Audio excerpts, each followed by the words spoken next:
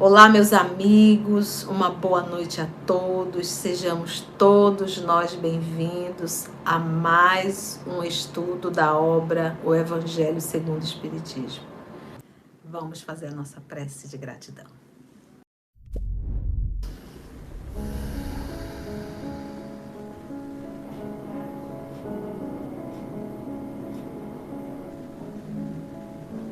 Senhor Jesus,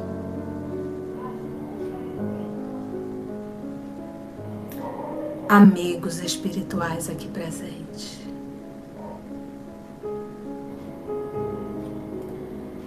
nós só nos tornamos fortes mediante as provas.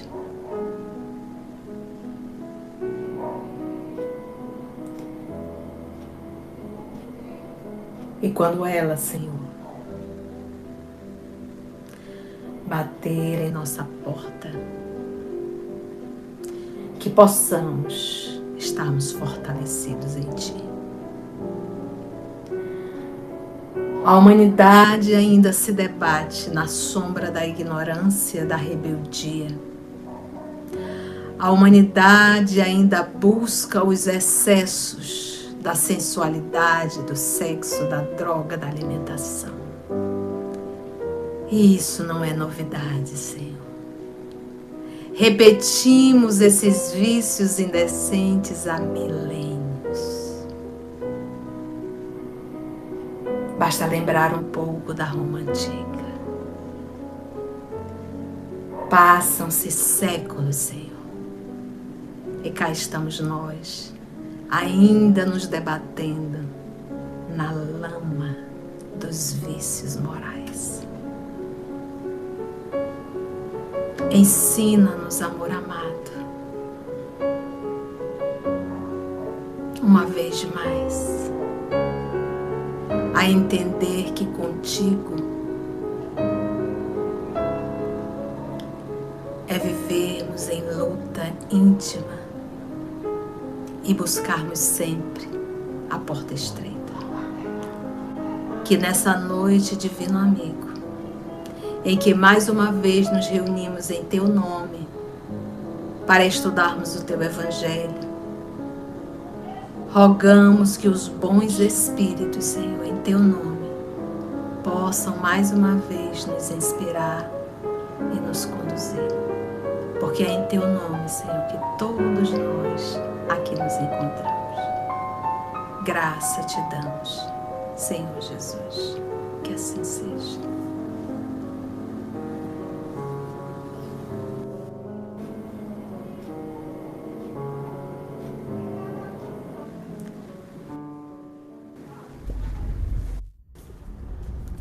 Esse é um período que a psicosfera fica já é ruim, tá? Já é ruim, a psicosfera do planeta já é ruim. Quando a gente fala de psicosfera, a gente está falando de comportamento, de pensamento, de desejos. Isso fica impregnado no ambiente. E esse período agora fica pior ainda, tá? Então fica um ambiente pior ainda. Então fica bem mais impregnado, porque as pessoas estão voltadas realmente para esses excessos, tá bom? Então vamos estar vigilantes. Então hoje nós vamos entrar no resumo da doutrina de Sócrates e Platão. Então o professor Allan Kardec ele vai pegar algumas citações de Sócrates e aí ele vai comentar. Nós vamos fazer assim uma passagem bem en passant, tá bom? Eu não vou ficar detalhadamente filosofando aqui as citações de Sócrates, porque o professor Allan Kardec vai fazer isso. Vamos lá ver os pensamentos deles. Esse primeiro pensamento. Agora, o que o professor Allan Kardec, qual era o propósito dele aqui? Era mostrar a todos nós que a ideia da existência da alma, da individualidade da alma, a ideia de mundo espiritual, a ideia do retorno, e isso Sócrates já falava, obviamente utilizando outra linguagem, utilizando outros termos, mas a essência é a mesma. E lembra sempre, quando a gente fala de Sócrates, eu estou falando de quase 500 anos antes de Jesus Cristo. Então, Sócrates, ele é um enviado de Jesus. todos esses grandes mestres, profetas, essa turma toda, são enviados de Jesus. São espíritos superiores enviados pelo Cristo Jesus, tá bom? Nesse trabalho de implantação do Evangelho. Gente, todo esse trabalho que está sendo feito há milênios, todo esse trabalho é para que nós nos tornemos pessoas humanas. Todo esse trabalho é para que a gente possa aprender a respeitarmos uns aos outros. Todo esse trabalho é para que a gente possa aprender a ajudar um ao outro. É só isso, sabe, gente? E a gente está há milênios, a gente não dá conta disso. Então, toda a lição do nosso Senhor Jesus é essa, para que nós possamos aprender a cuidar um do outro.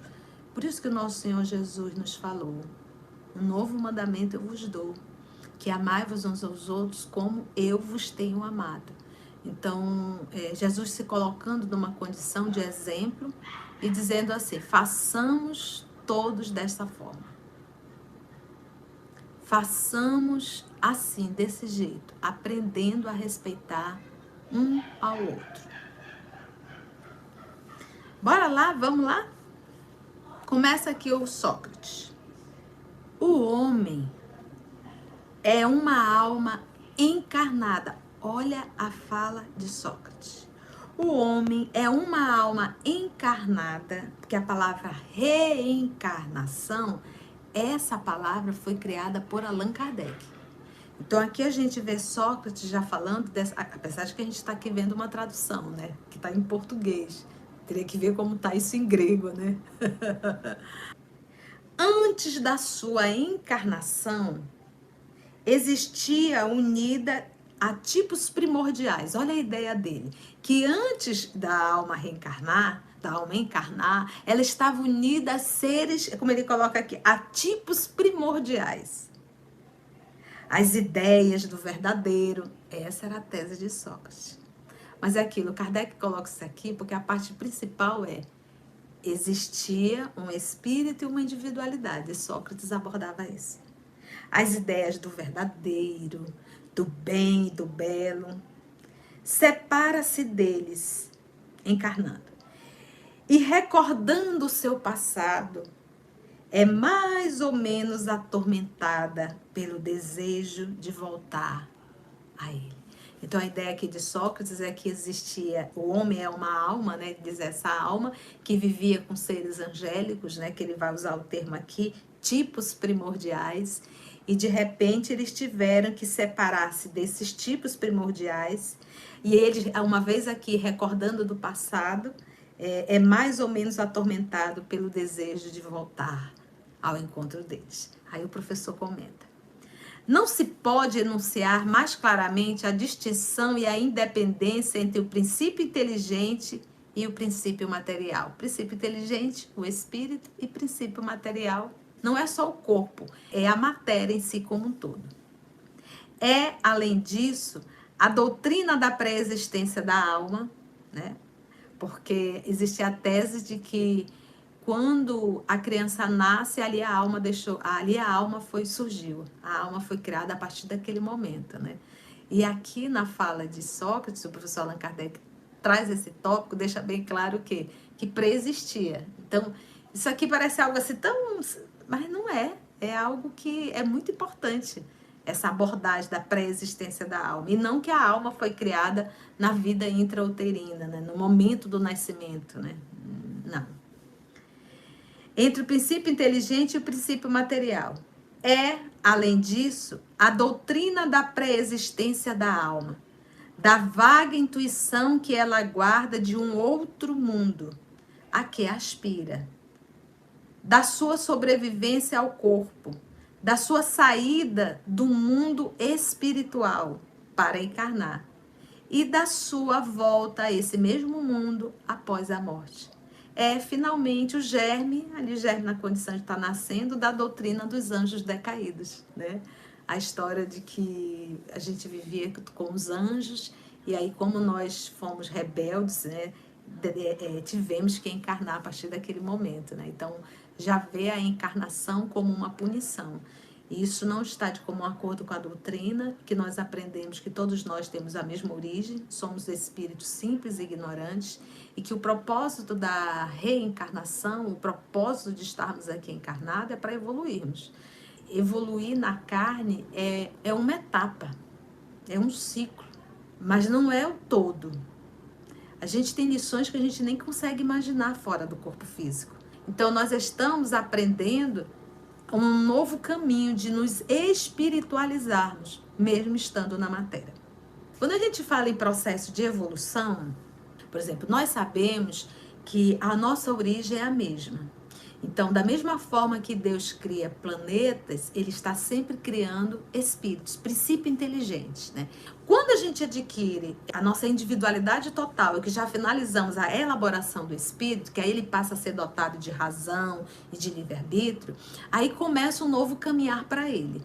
No princípio dessa sua individualidade dotada de razão, uma razão que vai sendo também desenvolvida, então nesse processo aí, Deus ainda está conduzindo. Então o ser ele vai sendo conduzido pelo instinto.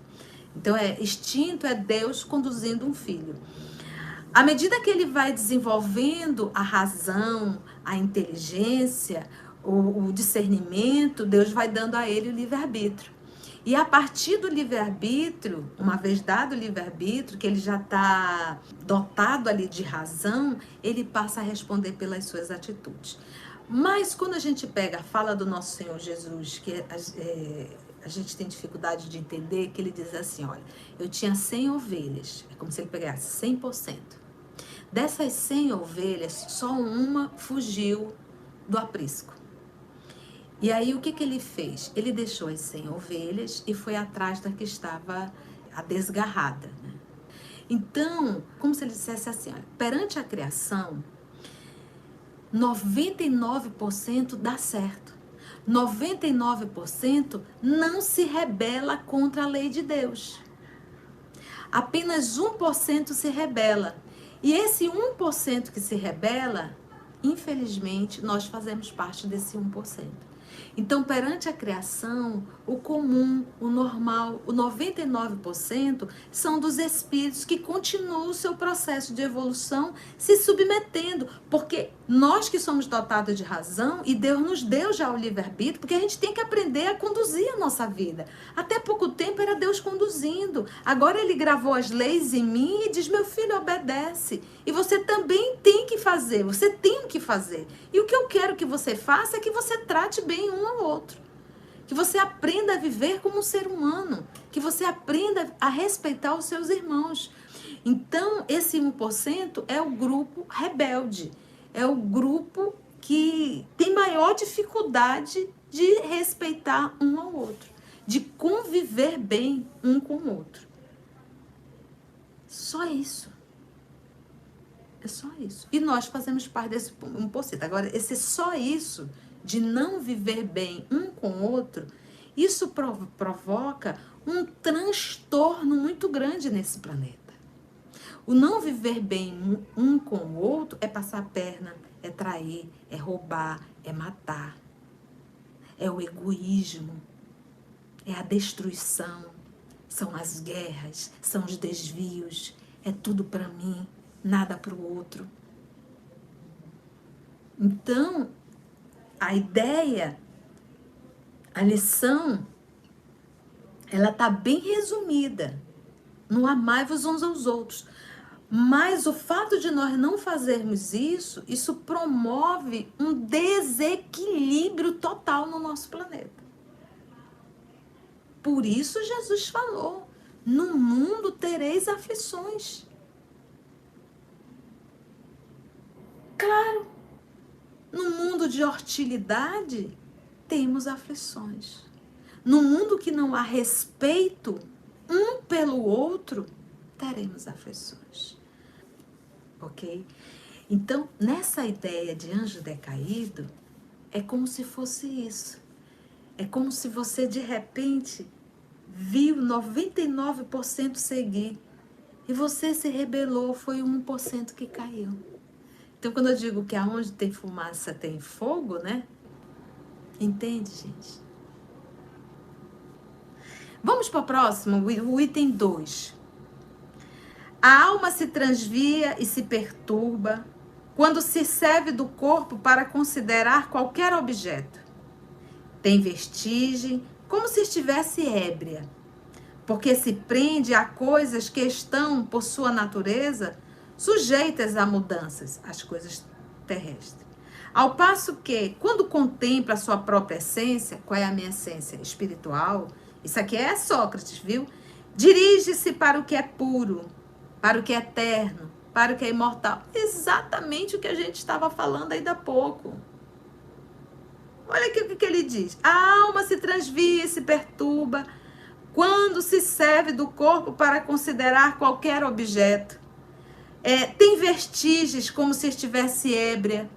Agora, esse momento, quantas pessoas... Gente, quantos de nós vivemos na carne embriagado pelas coisas da carne, pelo prazer, pelo poder, pelo dinheiro, pela forma física. Nós somos capazes de sentir dor para ter um corpo perfeito. Sim, porque uma cirurgia plástica dói. Além de cara, dói. Fazer exercício físico tem hora que dói. Mas para aprimorar a alma, ninguém quer sentir dor. Ninguém quer fazer nenhum sacrifício. Então, olha como nós somos seres ébrios, embriagados, iludidos. Eu fico às vezes assim, imaginando Jesus, sabe? Jesus olhando pra gente e diz: até quando, crianças? Até quando? Até quando? E não é Jesus que sofre, não. As nossas escolhas inadequadas, somos nós que escolhemos. Por mais que estejamos envolvidos por espíritos perversos, fomos nós que nos associamos a eles, através do nosso pensamento, do nosso desejo e da nossa vontade. Ninguém é vítima, nós somos sócios. É isso que a gente tem que entender. Então, o que a tia pode falar é: vigia o teu pensamento. Não permita que a tua casa mental seja invadida por pensamentos e ideias medíocres.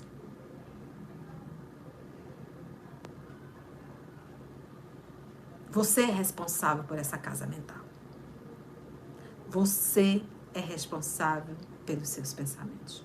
Porque tudo começa aí, nesse cadinho chamado casa mental. Ao passo que, olha o que o Sócrates fala: quando contempla a sua própria essência, qual é a minha própria essência? Espiritual. Quando a pessoa contempla, quando a pessoa se olha, quando a pessoa se vê, quando a pessoa se identifica, quando a pessoa se percebe espírito, a atitude dela é outra. Os valores dessa pessoa são outros. Se eu sou uma pessoa terra-terra, eu não sou espírita, eu estou no espiritismo.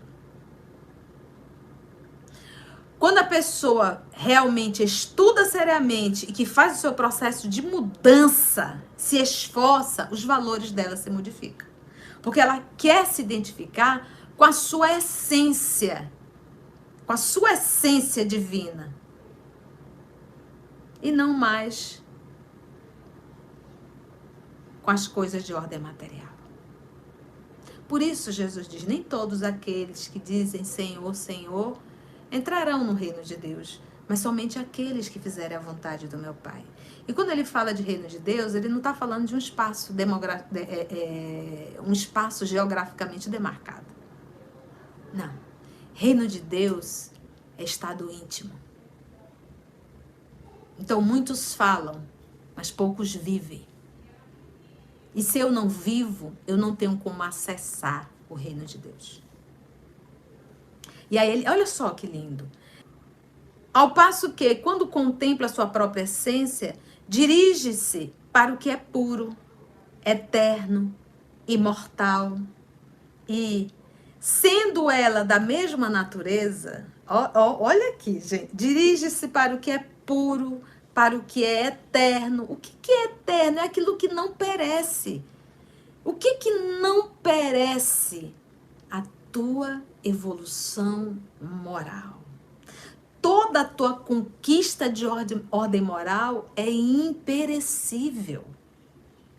Todas as tuas conquistas da terra são perecíveis. São transitórias. Mas as tuas conquistas morais, essas são imortais. São eternas. Se eu avaliar a minha atitude hoje, se cada um de você aqui avaliar as suas atitudes e você verificar os seus pontos equivocados, os seus erros, você pode passar um círculo assim nesse erro e dizer assim, ó, você já está comigo há milênios. Esse erro que está aí na tua vida, que você sabe qual é, que você acabou de passar um círculozinho psiquicamente, ele não é novo.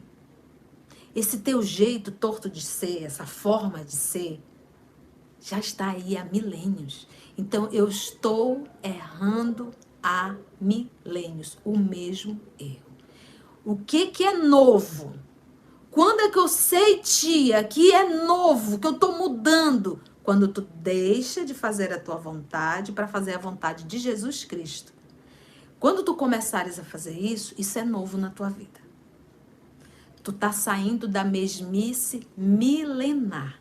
E olha, quanto mais difícil é viver Jesus, isso mostra há quantos milênios tu estás negando o Cristo e insistindo em fazer o errado. E vale a pena o sacrifício. Ou você vai.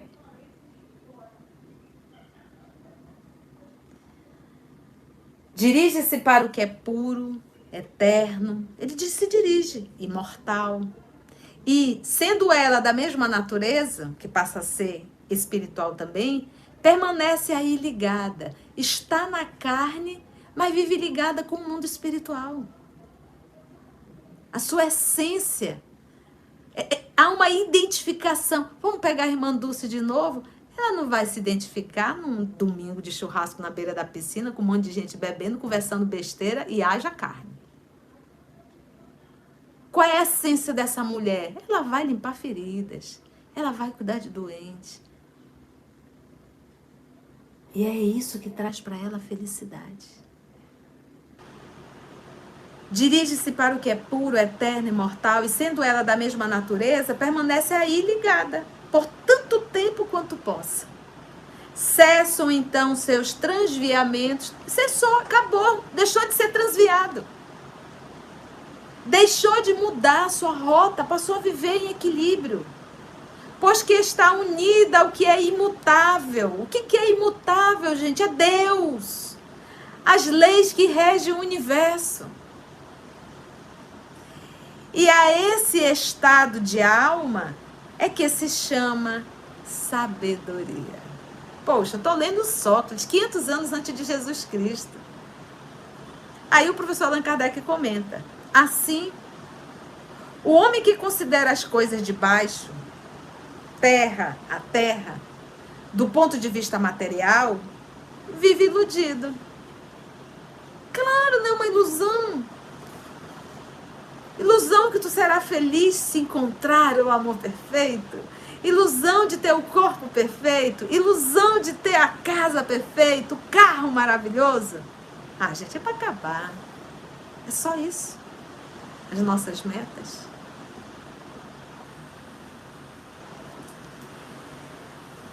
Então, diz o professor Kardec, para as apreciar com justeza, é preciso vê-las do alto.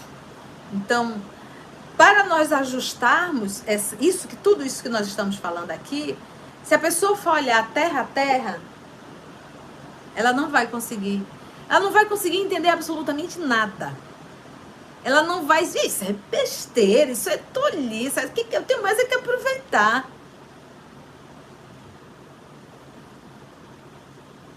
Para que eu possa entender tudo isso aqui que Sócrates está falando, e o professor Allan Kardec também, eu tenho que ter uma visão de cima. Essa visão de cima é, você é um espírito, você não é um corpo. Quando eu me identifico na condição de espírito, eu estou olhando agora de cima para baixo. Quando eu me identifico apenas como uma personalidade, eu estou aqui, ó, na horizontal. Então eu vou valorizar a personalidade e não a espiritualidade, o espírito que eu sou. Então, quando é que é olhar de cima? Quando eu tenho consciência que eu estou aqui de forma transitória, quando eu tenho consciência que eu sou um peregrino, quando eu tenho consciência que eu tenho data de validade, e quando eu tenho consciência que a qualquer hora tudo pode mudar. A posição pode mudar. Quando eu tenho consciência de que eu estou na Terra para um propósito, que é a minha evolução. E que o meu processo de evolução exige de mim uma coisa chamada sacrifício. Porque para um humano, ser bom é um sacrifício. E ser bom não é ser bom para quem é bom comigo. O verdadeiro bom, ele é bom mesmo para aqueles que não é bom com ele.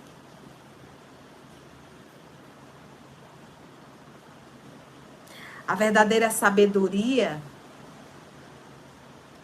deve, portanto, de algum modo, isolar a alma do corpo para ver com os olhos do espírito. Esse isolar é justamente esse movimento. Eu sou um espírito encarnado temporariamente num corpo físico.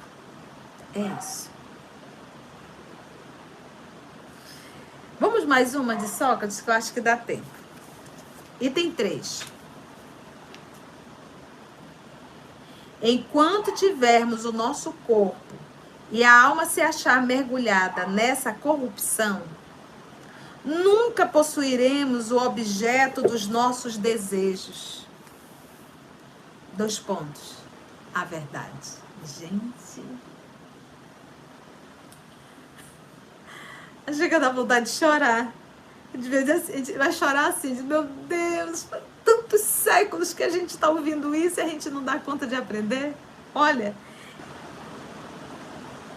Com efeito, o corpo nos suscita, nos convida, 1000 obstáculos pela necessidade que nos achamos de cuidar dele. A gente precisa trabalhar para poder se vestir, para poder se alimentar, né? Então, são as necessidades. E, olha só, além disso, ele nos enche de desejos, de apetites, de temores, medo, de 1000 quimeras, olha a fala de Sócrates, e de 1000 tolices. Quando você lê aqui o pensamento de Sócrates, aí você entende por que ele ia para a praça ensinar. Por que ele nunca fundou nenhuma faculdade. Por que ele nunca cobrou para ensinar. Olha os valores desse homem. Olha os valores de Sócrates. Olha só, é muito bom. Além disso, ele nos enche de desejo. Ele quem? O corpo. Ele está dizendo aqui. Nos enche de desejo, de apetites, de temores, que é o instinto de conservação, de 1000 quimeras e de 1000 tolices. De maneira que, com ele, é impossível sermos sábios, ainda que por um instante. Então, aqui o Sócrates é como se ele jogasse toda a responsabilidade para o corpo físico. Ele diz, é impossível sermos sábios. O corpo, ele tem necessidades, tem a necessidade fisiológica. O que mostra a grandiosidade da alma? Quando ela identifica as necessidades fisiológicas do corpo e ela sabe administrar. Isso é sinal de amadurecimento espiritual. Eu tenho fome. Preciso me alimentar. O necessário. Chega o momento que o corpo sente a necessidade por um ato da procriação. E você sabe conduzir tudo isso, caso você queira procriar. Olha o grau de maturidade, de saber lidar com tudo. Você sabe administrar o teu organismo e não viciar o teu organismo. Então, o organismo físico, ele tem as suas necessidades, que é natural. Mas o fato dela ser natural, isso não quer dizer que eu tenho que prostituí-la.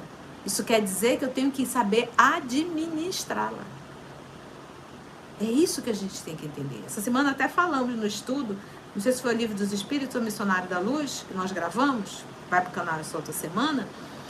Tem pessoas que é tão escrava do horário, porque se der meio-dia essa pessoa não comer, ela faz daquilo um inferno. Fica mal-humorada,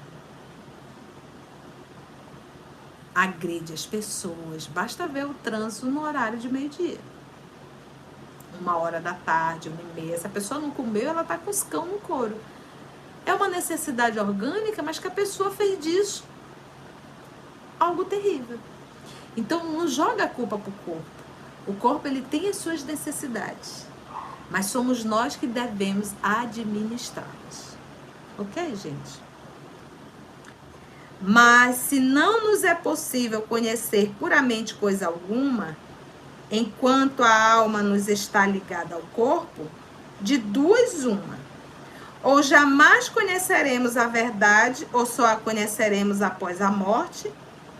Libertos da loucura do corpo, conversaremos então.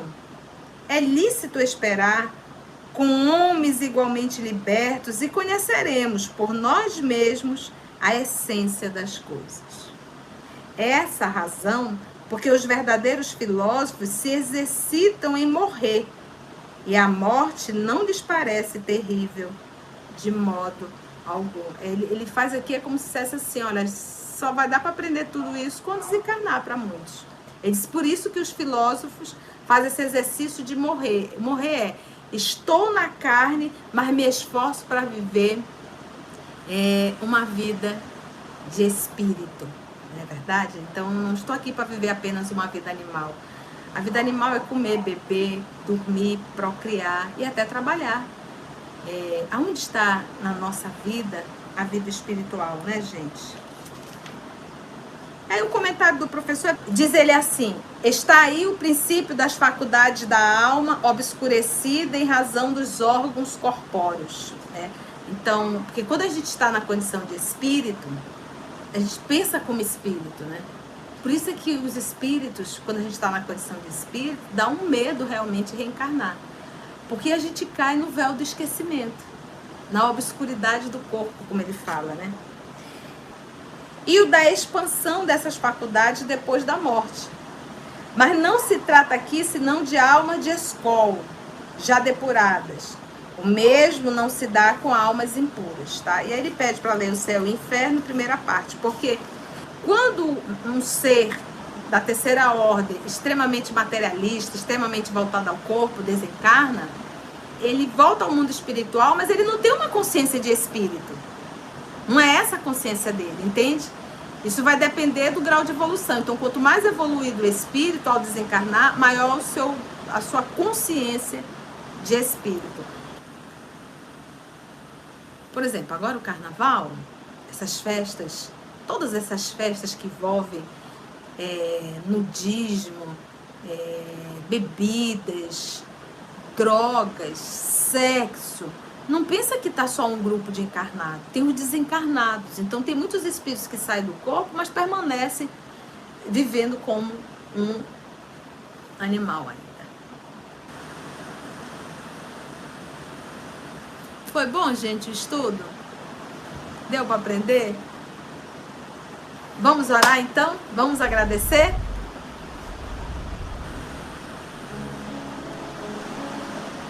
Divino amigo Jesus, amor de nossa vida. Nós te agradecemos, Senhor, por mais uma oportunidade de estudo, de reflexão, de aprendizado. Que a tua bênção, divino amigo, possa cair sobre todos nós, Senhor. Nos fortalece na caminhada da vida. Nos abençoa, Senhor. E que tua paz possa se fazer nos nossos lares e nesse país. Muito obrigada, Senhor. Graças a Deus.